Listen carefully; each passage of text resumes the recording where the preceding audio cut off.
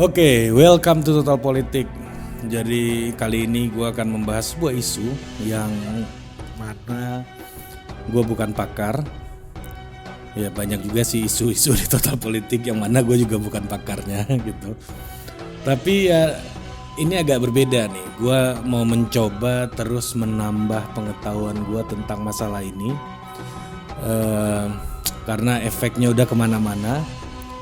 Ya jadi ini gue ngerasa penting banget gitu ya untuk mendiskusikan ini, untuk lebih banyak membicarakan hal ini dan lebih terbuka untuk membicarakan ini, yaitu soal panasnya ketegangan di Timur Tengah antara Israel dan Palestina.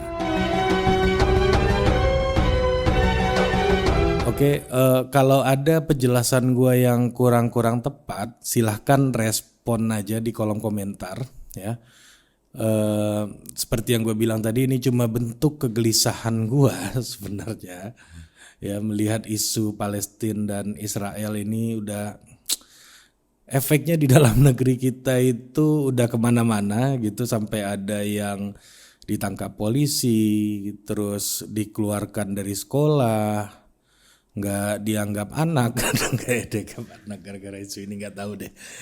Ya pokoknya itulah, udah kemana-mana merembetnya isu ini.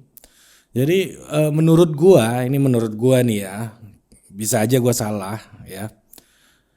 Banyak banget orang Indonesia atau orang sekitar gua at least, atau orang yang gua follow atau yang seliweran di sekitar gua lah, grup WA dan lain-lain gitu, ngomongin isu ini itu terlalu berada di tataran yang emosional. Jadi maksudnya gini, dari gua kecil sampai gua udah punya anak kecil gitu sekarang, itu narasinya nggak berubah ya, seperti halnya televisi kita. Kalau udah ngomongin Palestina dan Israel pasti isinya ada tembak-tembakan, pasti ada isinya ada orasi untuk membakar semangat perlawanan dan lain-lain gitu. Jadi maksud gue gini, ini sejarah jalan terus ya, pembicaraan kita berkutat di situ saja, kita tampak tidak tumbuh gitu pengetahuannya soal ketegangan, tensi di Timur Tengah ini. Jadi adanya gap gitu antara emosi yang meluap-luap dengan pengetahuan yang cenderung stagnan gitu. Nah, gue ingin flashback ke belakang gitu. Sebenarnya nih masalah hari ini itu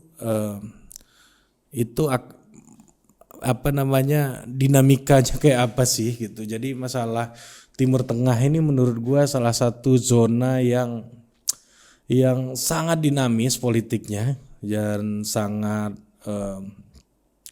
kencang gitu ya pertikaiannya. Dan kita lihat ke belakang Timur Tengah ini, jadi kalau kita bicara masyarakat Timur Tengah gitu, itu kita berbicara soal masyarakat yang menjadikan teritorinya itu sebagai bagian dari ritus masa lalu gitu. Jadi itu sebagai jalan menuju kembali untuk menjadi bagian dari masa lalu yang otentik gitu. Jadi ada warisan masa lalu yang harus mereka harus mereka jaga, yang harus mereka rawat gitu. Dan itu bagian dari otentisitas mereka sebagai sebuah bangsa gitu. Nah kalau kita nih di Indonesia ini kan, kita nggak pernah tahu sebenarnya cerita tanah yang kita tempati ini nih, tinggalin terutama di daerah perkotaan nih kayak gua gitu. Bisa aja nih tanah memang warisan orang tua atau uang sendiri beli pakai KPR cicilan 20 tahun gitu.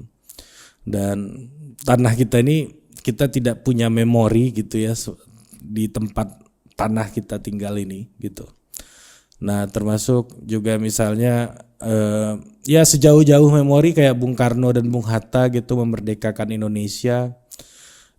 atas dasar kesamaan koloni Belanda gitu. Jadi sama-sama negara yang dijajah oleh Belanda. Kemudian tokoh-tokoh kemerdekaan kita ini mencari narasi persatuannya gitu. Jadi pemersatu kita apa sih? Akhirnya muncullah Pancasila, muncullah cerita soal bagaimana Majapahit menyatukan Nusantara gitu. Ada cerita Sumpah Palapa, ada cerita soal Islam di Indonesia gitu yang menjadi backbone, tulang punggung dari persatuan kita dan seterusnya gitu. Jadi ya termasuk itu debat-debatnya terjadi di BPUPKI, Konstituante dan lain-lain gitu. Jadi kita ini berbeda-beda, bangsa jajahan Belanda yang harus bersatu dan kita cari konsensus untuk bersatu gitu. Kita udah sampai ke tahap itu. Dan di antara kita itu tidak ada gitu upaya untuk mencari masa lalu yang otentik gitu, sebagai sebuah bangsa yang merdeka gitu ya, seperti di Palestina dan Israel nih warisan apa gitu. Jadi majority kita udah selesai gitu dengan konsep negara kita, nation state bekas jajahan Belanda yang dicarikan alasan-alasan untuk mempersatukannya gitu. Nah di Israel dan Palestina di Timur Tengah ini agak berbeda dan kompleks gitu ya. Jadi kesadaran bangsa Timur Tengah ini kan seperti yang gue bilang tadi, ritus menuju masa lalu gitu, karena ini kehidupan sangat sulit di sana, jadi mereka merasa penting untuk mempertahankan komunitasnya gitu ya, solidaritas komunitasnya. Kalau di dalam tulisannya Ibn Khaldun itu di Muqaddimah yang ditulis untuk raja di Maghribi gitu ya, jadi dia menyebut adanya asobiah gitu ya, merupakan dasar dari terbentuknya sebuah negara, sebuah bangsa gitu. Atau kalau di Indonesia kan social solidarity, karena hidup begitu sulit, alam begitu berat gitu ya. Jadi penting untuk menjaga asobiah itu dan menjaga purifikasi gitu, kemurnian gitu. Jadi menjaga kemurnian dari solidaritas tersebut ya. Makanya di Timur Tengah sana banyak sekali tempat-tempat yang menjadi lorong waktu gitu ya, menuju masa lalu, menuju dari asal usul manusia, asal usul sebuah masyarakat yang otentik gitu. Misalnya Al-Aqsa,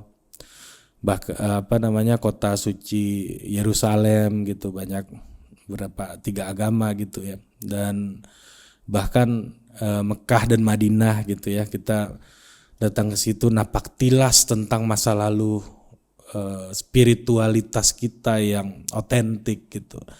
Jadi semuanya itu ritus untuk mencari masa lalu sebagai sebuah identitas yang sakral. Jadi ini tanah yang menuju otentik yang sakral gitu.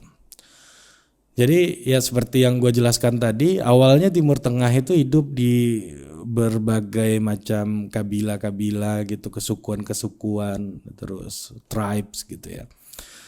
Nah kemudian solidaritas muncullah masa-masa kesultanan ya kan, kerajaan-kerajaan, sampai misalnya Palestina itu majority itu dikuasai oleh Ottoman, kemudian Ottoman surut, kemudian Inggris, kemudian di daerah Afrika bagian utara ada sebagian kolonialnya Prancis gitu, dan seterusnya ya. Ketika sebelum Perang Dunia Kedua itu majority hampir seluruh dunia ini kayaknya Inggris kan ya, jadi Inggris, Prancis, Eropa lah pada umumnya.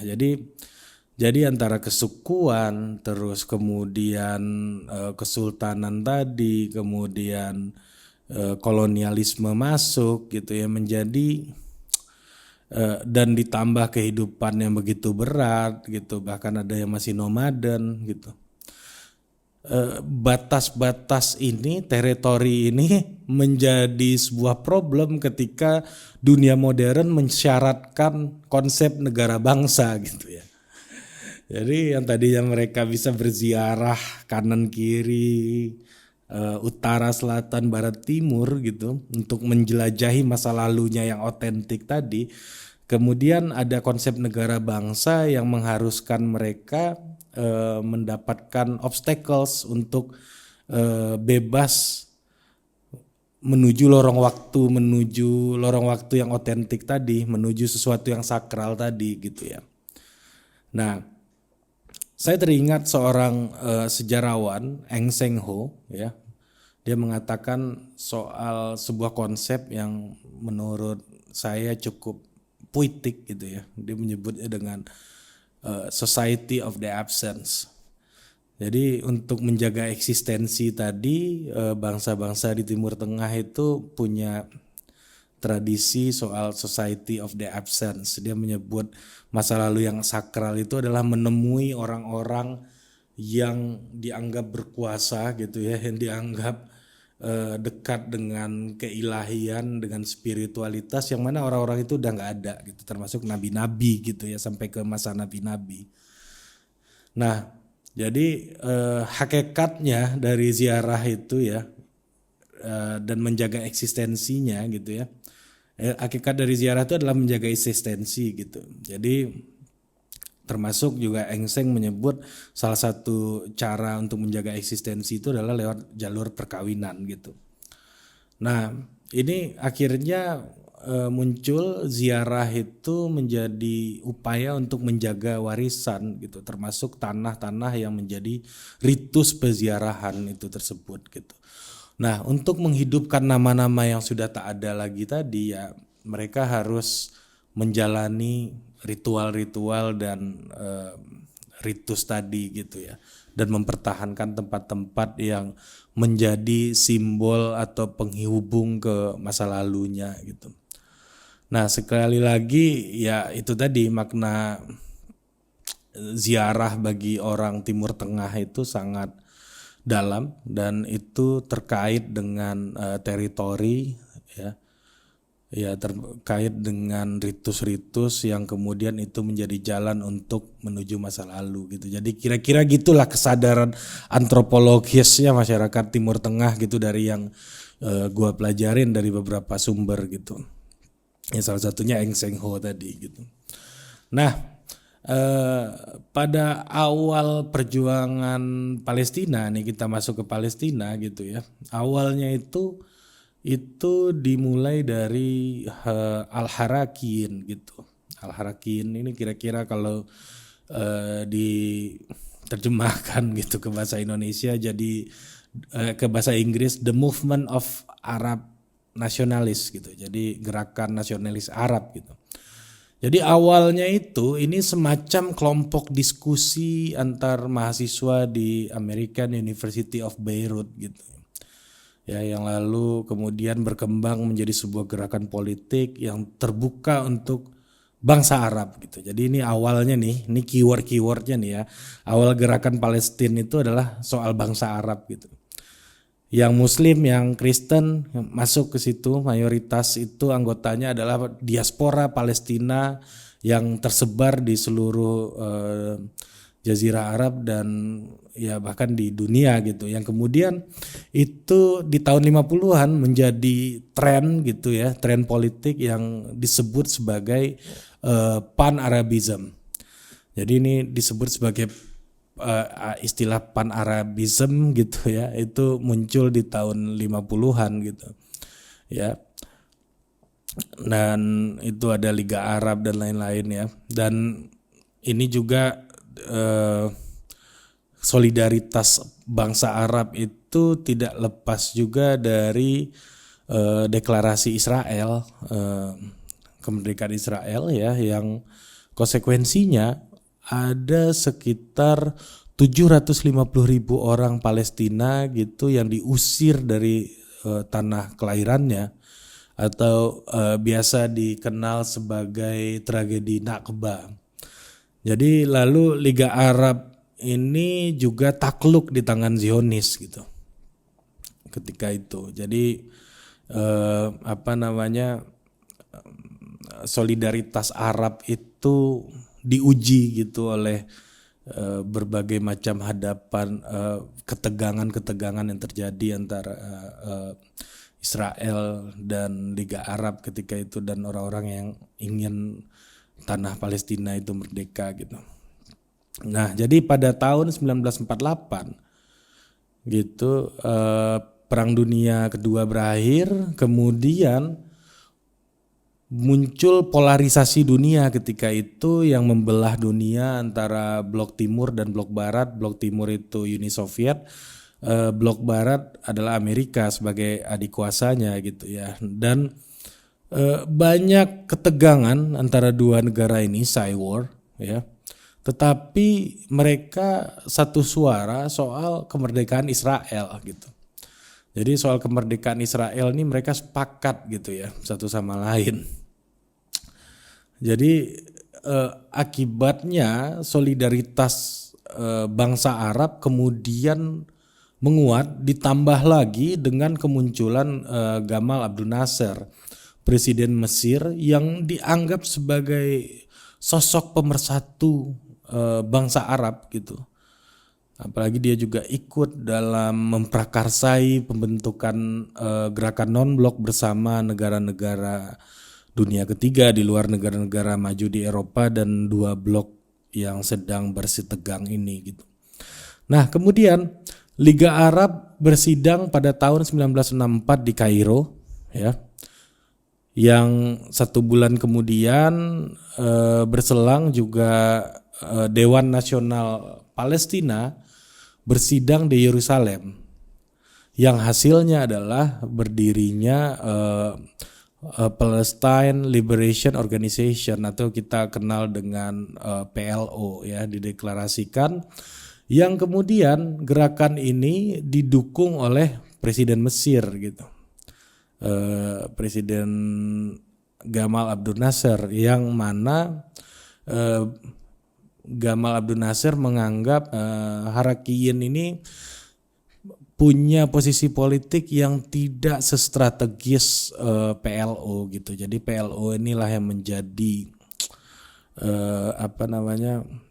organisasi wadah terkuat gitu untuk mendorong pembebasan Palestina ketika itu gitu. Nah, jadi ketika itu direspon lagi dengan munculnya solidaritas militer bangsa Arab ini, kemudian mereka berperang dan dalam perperangan 6 hari mereka takluk di tangan Zionis gitu. Jadi ini masih memilih strategi perang ini, dan itu solidaritasnya adalah diikat oleh solidaritas bangsa Arab ya, yang melihat bahwa Zionis itu mencoba untuk mengambil tanah kekuasaan yang merupakan hak dari blok bangsa Arab ini gitu ya. Jadi akhirnya wilayah Zionis pun menjadi semakin luas, meliputi Gaza, semenanjung Sinai, tepi barat dan daratan tinggi Golan. Nah, jadi kemudian solidaritas bangsa Arab ini bisa kita bilang mulai mengendor karena karena ya tadi itu dipukul mundur, kalah dalam pertempuran gitu ya, dan akhirnya semuanya dikembalikan lagi ya, ternyata harus dikembalikan lagi kepada Palestina. Jadi akhirnya yang tadinya solidaritasnya bangsa Arab kemudian NPLO ini menjadi solidaritas Palestina gitu ya. Nah, masuk perspektifnya udah beda, yang tadi Arab sekarang Palestina gitu ya. Nah, kemudian tetapi gerakannya, metode gerakannya yang dipilih itu masih belum terlalu berbeda ya, bisa dikatakan sama, menggunakan metode-metode gerakan bersenjata gitu. Kemudian mulailah gerakan gerilyawan Fatah gitu yang terinspirasi dari gerakan revolusioner kiri di Kuba waktu itu dan juga kemerdekaan Aljazair gitu ya. Muncul di dan kemudian PLO berkoalisi dengan Yordania untuk melawan Israel ya dengan metode gerilyawan tadi gitu. Tapi akhirnya pecah kongsi karena keduanya negara itu saling mengklaim kemenangan gitu ya. Jadi dua-duanya merasa memenangkan pertempuran. Jadi udah mentok gitu koalisi dengan Yordania ini kan, dan kemudian PLO pindah ke Libanon yang kebetulan waktu itu juga sedang mengalami sebuah peristiwa perang saudara gitu ya. Nah kemudian digebuk lagi oleh Israel dan harus mundur gitu ya. Dan akhirnya jalan keluarnya ketika itu pemerintahan darurat Palestina dibentuk di Tunisia gitu. Nah jadi ini memang agak rumit nih ya. Gue coba review dulu deh sebelum terlalu jauh ya. Pertama itu solidaritas Arab, mereka pakai metode perang dan kalah. Akhirnya bubar, kemudian balik ke Palestina.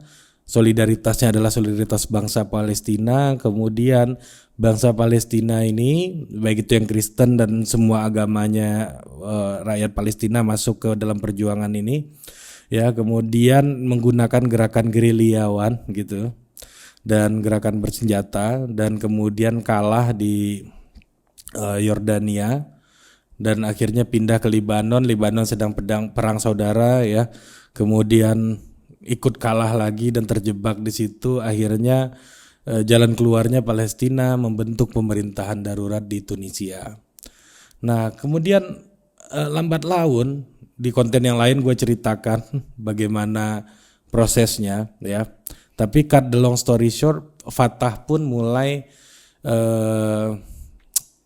sadar gitu gerakan bersenjata ini bikin pusing gitu ya, dan ini ternyata nggak efektif, membuat mereka makin tersudut juga gitu karena sulit sekali untuk mengimbangi pertarungan bersenjata ini gitu ya. Dan tahun 1974 gerakan pun berubah menjadi strategi diplomasi gitu. Soal-soal Palestina lebih banyak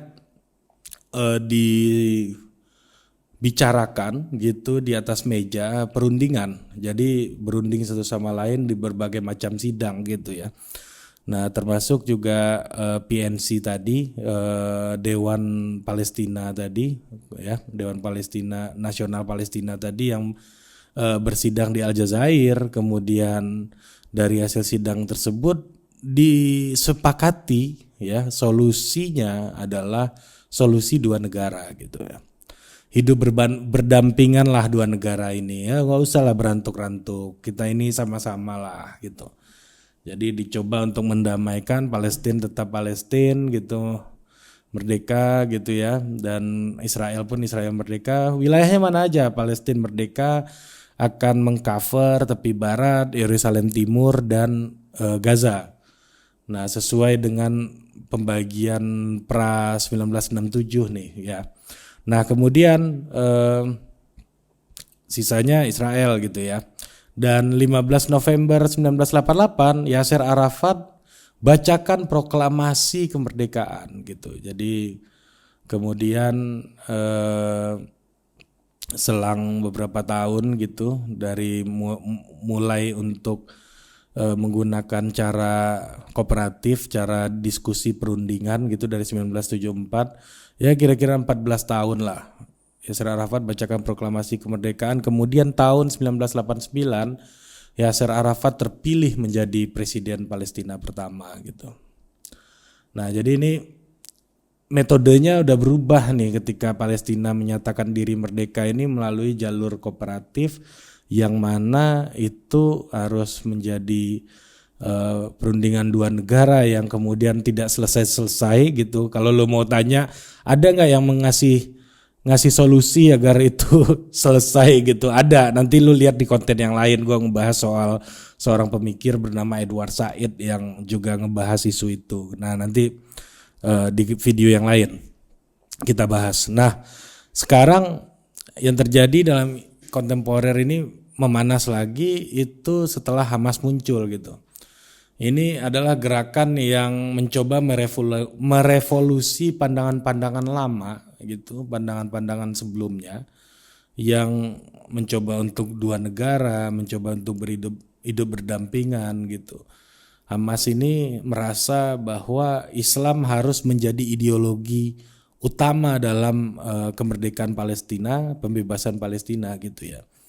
Jadi Islam ini harus menggantikan yang tadinya Arabisme, kemudian bangsa Palestina gitu. Lalu Hamas membuat gerakan ini harus berdasarkan dengan azas Islam atau yang kemudian di dunia Barat disebut dengan revivalism ya, Islam kebangkitan Islamism gitu ya, revival Islamism gitulah kira-kira gitu. Nah jadi gerakan ini terpengaruh gitu, ideologi ini terpengaruh oleh Ikhwanul Muslimin dari Mesir gitu.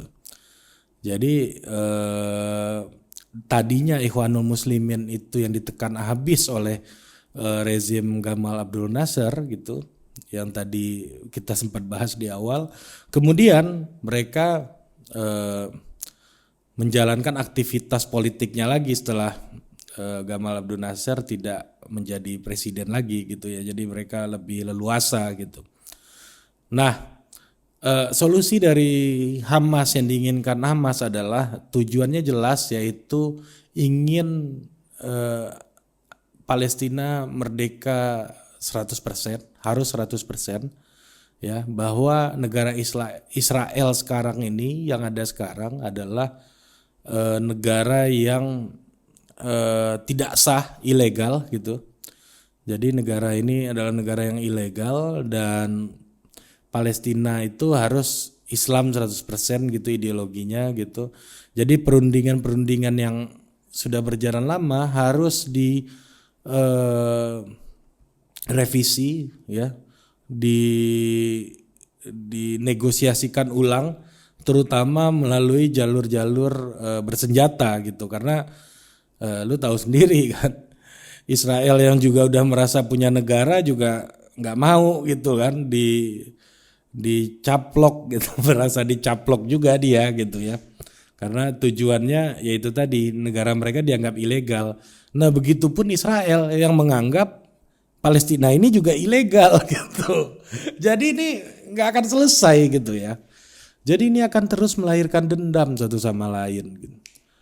Nah makanya kalau berjalan berdua pun nggak bisa juga ya, dua negara itu juga jadinya mereka ribut soal batas tadi, karena batas tadi itu jadi problem ya, ditambah lagi dengan Israel yang seringkali menggunakan lahan-lahan di Palestina ini menjadi pemukiman ilegal negaranya gitu ya, warga untuk tempat tinggal warga.